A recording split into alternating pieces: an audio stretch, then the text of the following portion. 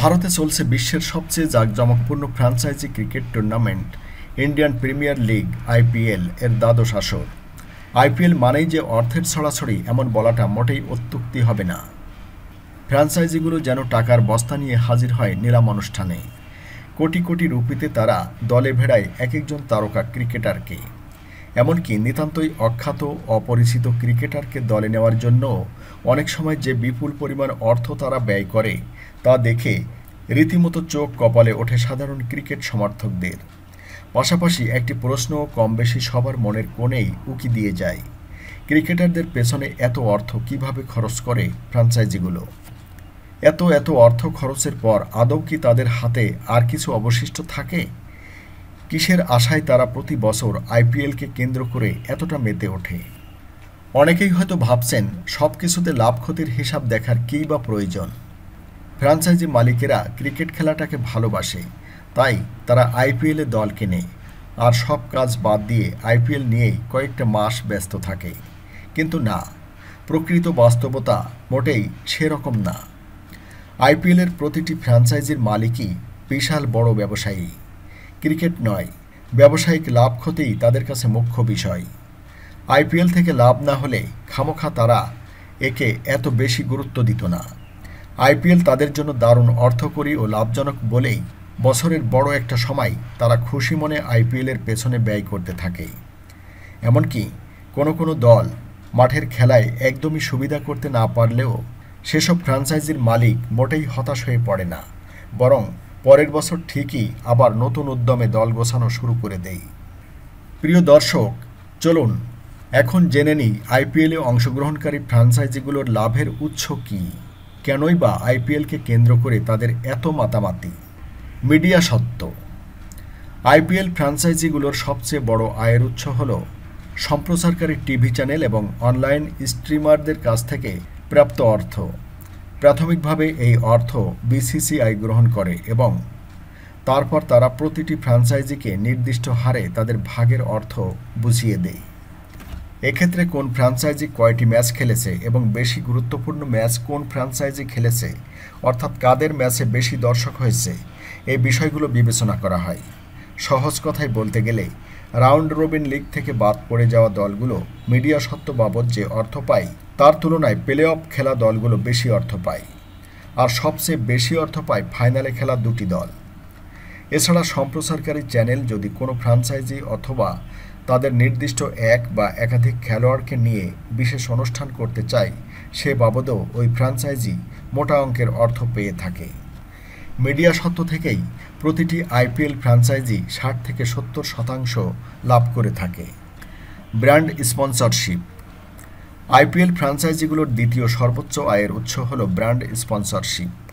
প্রতিটি ফ্র্যাঞ্চাইজি কয়েকটি ব্র্যান্ডের সাথে চুক্তিবদ্ধ হয় এবং নিজেদের জার্সি ও টিম কিটে সেসব ব্র্যান্ডের লোগো প্রদর্শনের মাধ্যমে তাদের বিজ্ঞাপন করে থাকে। এমনকি কোনো ফ্র্যাঞ্চাইজি তাদের হোম গ্রাউন্ডের বাউন্ডারির বাইরে কোনো ব্র্যান্ডের লোগো সমৃদ্ধ ব্যারিকেড লাগিয়েও অর্থ পেয়ে থাকে। স্পন্সররা যত স্পষ্টভাবে তাদের বিজ্ঞাপন দেখাতে চায়, সে অনুযায়ী ফ্র্যাঞ্চাইজিগুলো তত বেশি আয় করে থাকে। প্রধানত মূল ম্যাচের জার্সির বুকের কাজটাই এবং পেছনে খেলোয়াড়ের নামের নিচে প্রদর্শিত ব্র্যান্ড লোগো থেকে ফ্র্যাঞ্চাইজিগুলো সবচেয়ে বেশি আয় করে থাকে। এছাড়া ফ্র্যাঞ্চাইজির সাথে চুক্তি মোতাবেক ব্র্যান্ডগুলো চাইলে সেই ফ্র্যাঞ্চাইজির খেলোয়াড়দেরকে নিয়ে কোনো বিশেষ ইভেন্টের আয়োজনও করতে পারে। এছাড়া অনেক ফ্র্যাঞ্চাইজির খেলোয়াড়রাই তাদের প্রধান স্পন্সর ব্র্যান্ডের টিভি বিজ্ঞাপনে অংশ নিয়ে থাকে। এগুলোর মাধ্যমেও ফ্র্যাঞ্চাইজিগুলো প্রচুর অর্থ পেয়ে থাকে। স্পন্সরশিপ থেকেই আইপিএল ফ্র্যাঞ্চাইজিগুলো ২০ থেকে ৩০% লাভ করে থাকে। টিকিট বিক্রি। ফ্র্যাঞ্চাইজিগুলো তাদের হোম ম্যাচের জন্য টিকিট বিক্রি থেকে অর্জিত অর্থের সিংহভাগ পেয়ে থাকে। ফ্র্যাঞ্চাইজি মালিকেরাই মূলত হোম ম্যাচের টিকিটের মূল্য নির্ধারণ করে থাকে। টিকিট বিক্রি থেকে প্রাপ্ত অর্থের সামান্য অংশ স্পন্সর এবং বিসিসিআইকে দেওয়া হয়, আর বাকি প্রায় ৮০% মতো অর্থই চলে যায় ফ্র্যাঞ্চাইজি মালিকদের পকেটে। ফ্র্যাঞ্চাইজি মালিকেরা তাদের ইচ্ছে মতো টিকিটের মূল্য নির্ধারণ করতে পারে বটে, তবে এক্ষেত্রে তাদেরকে বেশ কিছু বিষয়কে গুরুত্ব দিতে হয়। তাদের হোম গ্রাউন্ডের দর্শক ধারণ ক্ষমতা, তাদের দলের জনপ্রিয়তা, ওই শহরের সাধারণ মানুষের জীবনযাত্রার মান ইত্যাদি। এছাড়া টিকিটের দাম যেন এত বেশি না হয়ে যায় যে তা আগ্রহী দর্শকের ক্রয় ক্ষমতার বাইরে চলে যায়, এ বিষয়টিও খেয়াল রাখতে হয়। আইপিএল কর্তৃপক্ষ চায় যে কোনোভাবেই হোক গ্যালারির একটি আসনও যেন ফাঁকা না থাকে এবং টিভিতে বসে খেলা দেখা দর্শকদের যেন মনে হয় এবারের আসর খুবই হিট হয়েছে। এই বিষয়টি নিশ্চিত করতে ফ্র্যাঞ্চাইজি মালিকেরা অনেক সময় টিকিট বাবদ ন্যূনতম মূল্য নির্ধারণেও বাধ্য হয়, যাতে খুব বেশি আগ্রহ না থাকা সত্ত্বেও দর্শক স্টেডিয়ামে এসে খেলা দেখে। টিকিট বিক্রি থেকে আইপিএল ফ্র্যাঞ্চাইজিগুলোর মোট লাভের 10% মতো উঠে আসে। প্রাইজ মানি বাবদও অংশগ্রহণকারী ফ্র্যাঞ্চাইজিগুলো মোটা অঙ্কের অর্থ পেয়ে থাকে। টাইমস অফ ইন্ডিয়ায় প্রকাশিত এক প্রতিবেদন অনুযায়ী 2018 আসরের চ্যাম্পিয়ন দল Chennai Super Kings prize money হিসেবে পেয়েছিল মোট 20 কোটি রুপি। এই অর্থকে দুই ভাগে ভাগ করা হয়েছিল। 10 কোটি রুপি দলের পুরো স্কোয়াড ও কোচিং স্টাফদের মাঝে ভাগ করে দেওয়া হয়েছিল, আর 10 কোটি রুপি পেয়েছিল ফ্র্যাঞ্চাইজি মালিক। এছাড়া রানার্স আপ দল সানরাইজার্স হায়দ্রাবাদ পেয়েছিল 12.5 কোটি রুপি। প্লে অফ খেলা বাকি দুই দলও বেশ ভালো প্রাইজ মানি পেয়েছিল। মার্চেন্ডাইজ বিক্রি। ক্লাব ফুটবলে মার্চেন্ডাইজ বিক্রি একটি বড় ভূমিকা পালন করে। ম্যানচেস্টার ইউনাইটেড, চেলসি, বার্সেলোনা ও রিয়াল মাদ্রিদের মোট লাভের 15 থেকে 20% আসে মার্চেন্ডাইজ বিক্রি থেকে। সে তুলনায় আইপিএল ফ্র্যাঞ্চাইজিগুলো এখনও বেশ পিছিয়ে আছে। তাদের মোট লাভের মাত্র 5% আসে মার্চেন্ডাইজ বিক্রি থেকে। কিন্তু এক্ষেত্রে ভুলে গেলে চলবে না, ক্লাব ফুটবল চলে প্রায় সারা বছর ধরে। সে তুলনায় আইপিএলের উন্মাদনা থাকে বছরে মাত্র মাস দুয়েক। তাই আইপিএল ফ্র্যাঞ্চাইজিগুলোর মার্চেন্ডাইজ বিক্রি বাবদ এর চেয়ে বেশি লাভ করা কঠিনই বটে। তারপরও প্রতি বছরই মার্চেন্ডাইজ বাবদ লাভের পরিমাণ বাড়ছে। আইপিএল তো সবে 12 বছরে পা দিল, আজ থেকে আরও 5 বা 10 বছর পর হয়তো মার্চেন্ডাইজ বাবদ লাভের পরিমাণ দ্বিগুণ হয়ে যাবে। প্রতিটি ফ্র্যাঞ্চাইজি মার্চেন্ডাইজ হিসেবে তাদের মূল জার্সির রেপ্লিকা, টুপি, ঘড়ি ইত্যাদি বিক্রি করছে। এই খাতে অদূর ভবিষ্যতে আরও নতুন নতুন উদ্ভাবনের সম্ভাবনা রয়েছে। বিসিসিআই সেন্ট্রাল পুল। বিসিসিআইয়ের পক্ষ থেকে ফ্র্যাঞ্চাইজিগুলো মিডিয়া সত্ত্ব বাবদ অর্থ তো পায়ই, এর পাশাপাশি তারা আইপিএলের অফিসিয়াল স্পন্সরশিপ ও পার্টনারশিপ বাবদও অর্থ পেয়ে থাকে। বিসিসিআইয়ের সেন্ট্রাল পুল থেকে ফ্র্যাঞ্চাইজিগুলো কী পরিমাণ অর্থ লাভ করবে তা বেশ কিছু বিষয়ের উপর নির্ভর করে।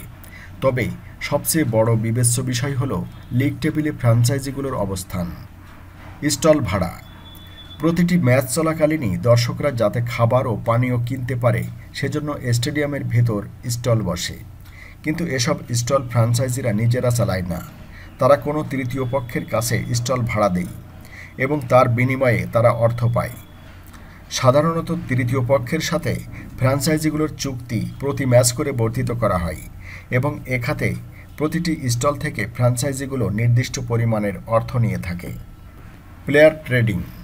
প্রতি বছর আইপিএলের আগে একটি নিলাম অনুষ্ঠান হয়, তবে এর আগে ইউরোপিয়ান ক্লাব ফুটবলের মতো করে নির্দিষ্ট সময়ের জন্য ট্রান্সফার উইন্ডো খোলা হয়। এই সময়ের মধ্যে ফ্র্যাঞ্চাইজিগুলো নিজেদের মধ্যে খেলোয়াড় অদলবদল করতে পারে। এক্ষেত্রে দেখা যায় যে একটি ফ্র্যাঞ্চাইজি একজন খুব বড় তারকা খেলোয়াড়ের বদলে নিজেদের দলে একজন সাধারণ বা গড়পড়তা মানের খেলোয়াড় নিচ্ছে এবং সেই সাথে তারা মোটা অঙ্কের অর্থ ক্ষতিপূরণ হিসেবেও পেয়ে যাচ্ছে। নিজেদের ব্র্যান্ডের প্রচারণা।